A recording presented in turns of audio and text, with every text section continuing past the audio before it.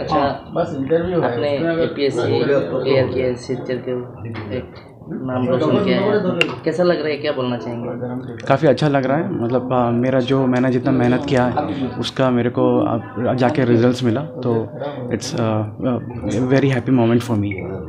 और प्रिपरेशन कैसा रहा, और फर्स्ट अटेम्प्ट था या सेकेंड अटेम्प्ट था? एक्चुअली ऐसा था कि मैं 2018 में कॉलेज पास आउट किया था। इसके बाद मैं 1.5 ईयर्स एक ओरेकल इंडिया प्राइवेट लिमिटेड में जॉब किया। इसके बाद 2020 में मैंने जॉब छोड़ दिया। इसके बाद I started preparing for civil services. तो 2021, 22 एंड 23 में मैंने यूपीएससी दिया, लेकिन 2021 और 22 में नहीं मिला मेरे को। मतलब मेंस में रह गया, मैं प्रीलिम्स क्रैक कर लिया था। फिर इस बार मैंने पहली बार एपीएससी का एग्ज़ाम दिया और फर्स्ट टाइम मैंने क्रैक कर लिया, और मेरा 2023 में यूपीएससी मेंस भी हो गया है। So I am waiting for the result of I am interview of UPSC mains too. अभी यूपीएससी में जाना है या एपीएससी में इधर ही रहना, क्या करना है? So APSC is a very good opportunity for me, but अगर यूपीएससी मिलता है तो I will definitely choose APSC, because वहाँ पर बेटर स्कोप है, बेटर सर्विस है। तो अच्छा, एपीएससी को लेके पिछले दिनों देखा गया काफ़ी सवाल उठे थे हाँ। कि ये जो एग्ज़ाम है वो सच तरह से नहीं होता है, तो इस पर देखा गया सच तरह से हुआ है। जो जिनके पास पोटेंशियल है उन्होंने ये लाभ किया है, तो क्या बोलना चाहेंगे सीएम सर को?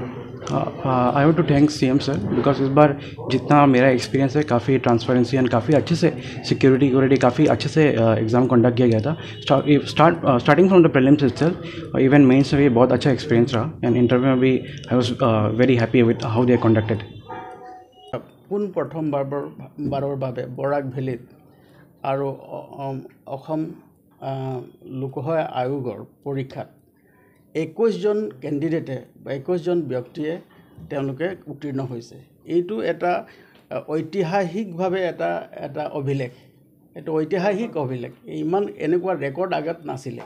গতিকে এইটো এইকাৰণেই সম্ভৱ হৈছে যে অসমৰ মাননীয় মুখ্যমন্ত্ৰী শ্ৰীযুত হিমন্ত বিশ্ব শৰ্মা ডাঙৰীয়াৰ নেতৃত্বত পৰীক্ষাৰ ব্যৱস্থাৰ যি আমূল পৰিৱৰ্তন আৰু সুস্থ আৰু নিকাহ যি ব্যৱস্থা আৰু যি স্বচ্ছতা, তাৰ বাবে এই ছাত্ৰ ছাত্ৰীসকলে বা প্ৰাৰ্থীসকলে এই ধৰণৰ তেওঁলোকে পৰীক্ষাত উত্তীৰ্ণ হ'বলৈ তেওঁলোক সম্ভৱ হৈছে। আপুনি দেখিব যে এতিয়া অসম মিজোৰাম বৰ্ডাৰৰ হাৱাইথাং নিচিনা অঞ্চলৰ ছাত্ৰ,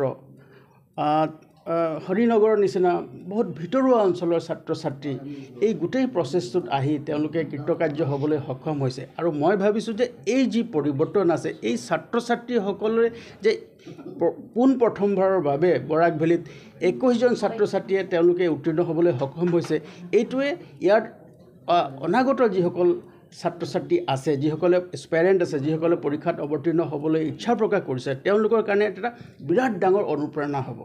গতিকে মই ভাবিছোঁ, আৰু সেইকাৰণে মই মোক কোনো কোৱা নাই যদিও মই ভাবিছোঁ যে এই ছাত্ৰ ছাত্ৰীসকলক যিসকলে এই পৰীক্ষাটো উত্তীৰ্ণ হৈছে আৰু সুখ্যাতিৰে উত্তীৰ্ণ হৈছে আৰু নিজৰ মানে চেষ্টাৰ বলত তেওঁলোকে উত্তীৰ্ণ হৈছে, গতিকে তেওঁলোকক মই ধন্যবাদ জনাইছোঁ। আৰু এই জিলাখনৰ লগতে অসম ৰাজ্যখনলৈ তেওঁলোকে কঢ়িয়াই অনা আৰু সুনাম কঢ়িয়াই আনিছে, আৰু তাৰ লগতে তেওঁলোকে দেশ মাতৃ সেৱা কৰিবৰ কাৰণে তেওঁলোকে আগবাঢ়ি গৈছে। গতিকে তেওঁলোকক মই মোৰ ফালৰ পৰা অন্তৰস্থলৰ পৰা তেওঁলোকক মই স্বাগতম জনাইছোঁ।